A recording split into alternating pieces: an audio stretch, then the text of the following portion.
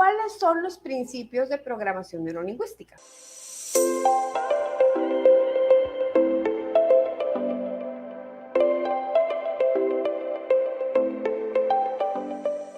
Estos principios son 20 principios. Y estas son las ideas centrales en las cuales se basa la programación neurolingüística. De estos 20 no te los voy a decir todos, porque si no, pues, o sea, imagínate, duraríamos una hora más. De estos 20 principios o premisas, que son las ideas centrales de programación neurolingüística, te voy a explicar 6. Las seis que yo más utilizo o integro en los métodos que yo utilizo y en las técnicas que yo utilizo, que para mí son como las más importantes, para mí, ¿verdad? Para mí, María Mercedes, como coach.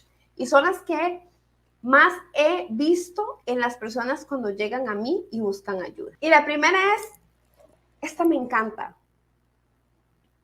Y es, no existe el error o fracaso, solo la retroalimentación. No existe el error o el fracaso, solo la retroalimentación. ¡Wow! Cuando yo llegué a programación neurolingüística y me dijeron eso, la palabra fracaso tomó un rumbo completamente distinto y un significado completamente distinto a lo que yo tenía. A mí me habían programado, y yo creo que esa es la mayoría de las personas, me habían programado para entender el fracaso como una pérdida, como lo peor que le puede pasar al ser humano. Cuando llegué a programación neurolingüística y me dijeron este principio número 1 de que no existe el error o el fracaso, solo una retroalimentación, me sentí sumamente aliviada. Sumamente aliviada. No sé ustedes, pero cuando ustedes le dicen no existe un error o no existe un fracaso, no sé qué, como, ay, bueno, sí, qué dicha. Esto que me pasó hoy antes de estar aquí con ustedes, lo pude haber visto como un error o como un fracaso, ¿no? De no estar puntual y wow, o sea, es doloroso. Es doloroso no haber estado puntualmente con ustedes y no haber podido utilizar el link que les había compartido desde temprano, porque es parte de toda una organización que hay detrás, y no solo mía, sino de mi equipo hermoso y maravilloso, mi Magical Team. Pero bueno, entendí que no hay un fracaso detrás de esto, ningún error, sino una retroalimentación. ¿Cuál es la retroalimentación que yo puedo tener después de esto? Merce, pues entonces no haga las cosas a la carrera, mantenga un espacio, un tiempo específico, lea mejor las cosas antes de hacerlas, ¿no? Puede ser una. Pero ¿qué tal si empezamos a ver el fracaso como una retroalimentación? ¿Cómo se sienten cuando les digo eso? A mí me encanta porque aquí siempre utilizo, cuando estoy hablando con las personas que vienen a mí, el ejemplo de Thomas Edison, ¿no? Que cuando llegan y le preguntan a Thomas Edison que cómo se siente de haber fracasado 99 veces antes de haber encontrado el bombillito, él dice, no, yo nunca fracasé. Están equivocados. Lo que pasó es que encontré 99 formas de no hacerlo como debería de hacer. Qué importante es cómo las palabras te pueden anclar y pueden hacer que esta sea útil para vos o que sea inútil para vos. La segunda premisa o el segundo principio de programación neurolingüística, y es: el mapa no es el territorio. Cuando yo escuché esto, me quedé como, ¿de qué están hablando? El mapa no es el territorio. Bueno, cuando nosotros tenemos un mapa, estamos viendo un concepto visual de un lugar o de varios lugares, una dirección, pero no es realmente lo que es palpable, ¿no? No es lo mismo que yo vea el mapa de Costa Rica a que yo vaya y visite el lugar. Eso es solo una representación gráfica de lo que realmente es Costa Rica. Eso es lo que quiere decir: el mapa no es el territorio. Y ojo, eso es sumamente importante, Porque cuando yo estoy hablando contigo o tú estás hablando conmigo, lo primero que uno empieza a poner son nuestros juicios. Y estos juicios son un filtro que nosotros tenemos, que hacemos por medio de nuestros 5 sentidos. ¿Mm? Nuestros 5 sentidos son los que llegan y nos traen la información a nuestra mente. Y cuando tenemos estos patrones que nos han sido heredados e impuestos desde que somos pequeños, empezamos a enjuiciar eso que estamos viendo, esa información que eso nos está dando. Entonces empezamos a decir, eso está bueno, eso está mal. ¿Cómo se le ocurre? Esta persona no es tan inteligente como yo pensaba. Y empezamos ya a emitir nuestros propios juicios. Cuando empezamos a ver a las personas sin juicio, solo escucharlas y tratar de entender lo que nos quieren estar diciendo, entender cuál es su mapa, las cosas y los significados de lo que las personas nos están diciendo, cambia completamente. ¿Y por qué es tan importante? Porque te voy a contar algo, un secreto a voces. Nosotros como seres humanos, cuando nos comunicamos, omitimos información, distorsionamos información y generalizamos la información.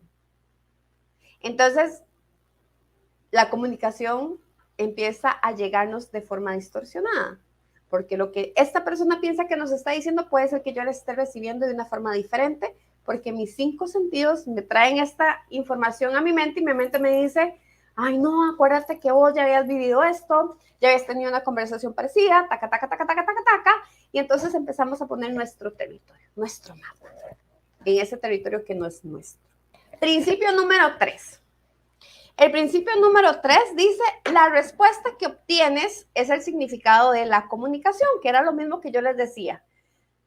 ¿Qué es lo que hace el ser humano cuando se comunica con otras personas? Omite información, distorsiona la información y generaliza información.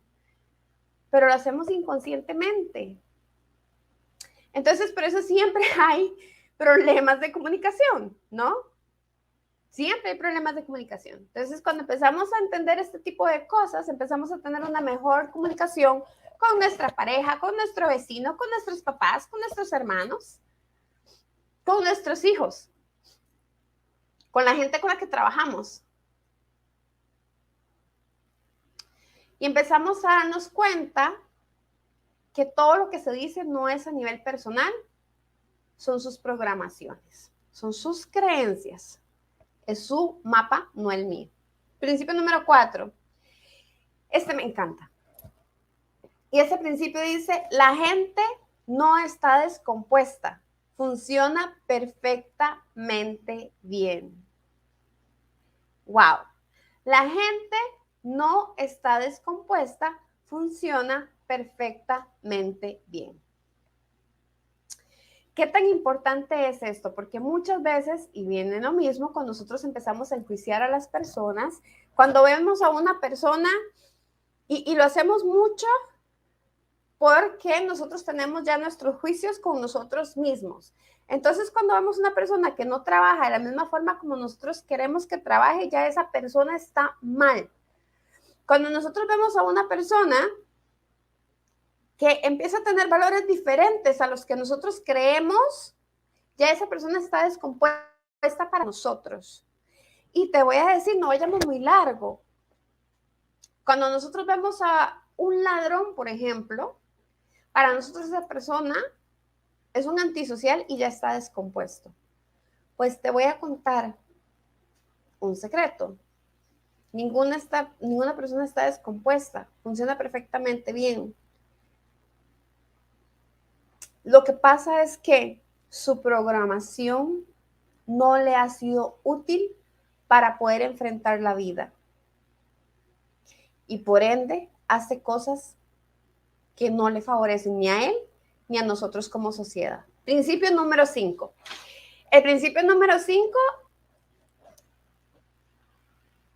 lo pensé para dárselos. Porque es un poco... no es contradictoria la palabra, sino que es confrontativa, diría yo. Y este principio dice que cada comportamiento o experiencia tiene una intención positiva. Cuando yo escuché esto, yo dije, ustedes están un poco locos. Mi juicio, ¿no? ¿Cómo ustedes me van a decir que cada persona tiene una intención positiva? Por ejemplo, una persona que llega y agrede a otra persona. ¿Cómo me van a decir que hay una intención positiva si está agrediendo a la persona? Eso no tiene nada de positivo, jamás en la vida. Ok. La persona que agredió a la otra persona tenía una intención positiva para sí mismo, desahogarse. Esa era su intención. Desahogarse porque lo que le estaba produciendo a la otra persona era una ira. Lo que pasa es que no sabe de dónde viene esa ira.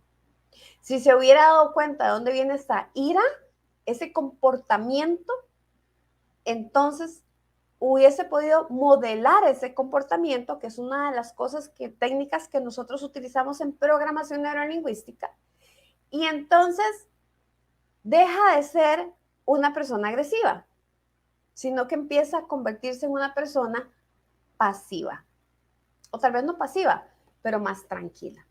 Y por último, el último principio, porque les dije que iban a ser 6 los que les iba a compartir, es una que me encanta y es: nunca es tarde para tener una infancia feliz. Ay, eso me encantó. Más sin embargo, yo he atendido a varias personas que han sido abusadas. Unas han sido abusadas sexualmente y otras han sido abusadas física y psicológicamente. Y cuando me dicen, ¿cómo usted llega a mí a decirme que nunca es tarde para tener una infancia feliz y yo pasé por esto? Yo les digo, el recuerdo que tienes es lo que es doloroso. Pero si cambiamos la forma de visitar ese recuerdo, tu infancia tiene otra perspectiva diferente. Y créanme, cuando empezamos a reencuadrar ese dolor, empezamos a verlo desde otra forma, a modelar eso que teníamos, ese recuerdo, ese dolor se quita. Y sí, no es un recuerdo que sea muy grato, pero ya es un recuerdo sin dolor. Entonces ya tienes una infancia diferente. Ya tienes un recuerdo diferente de tu infancia. Ya no es un recuerdo doloroso. Por eso es que nunca es tarde para tener una infancia feliz. Esos son los 6 principios que quiero compartir contigo de programación neurolingüística. Sin embargo, como te dije, hay 20 principios de programación neurolingüística. Si te gustaría saber más sobre estos principios, escríbanme ahí y con mucho gusto en el próximo Coffee Time Open House podríamos ver los demás. Son sumamente importantes, pero más que importantes, sumamente interesantes, porque estos principios hacen el fundamento de por qué nace la programación neurolingüística.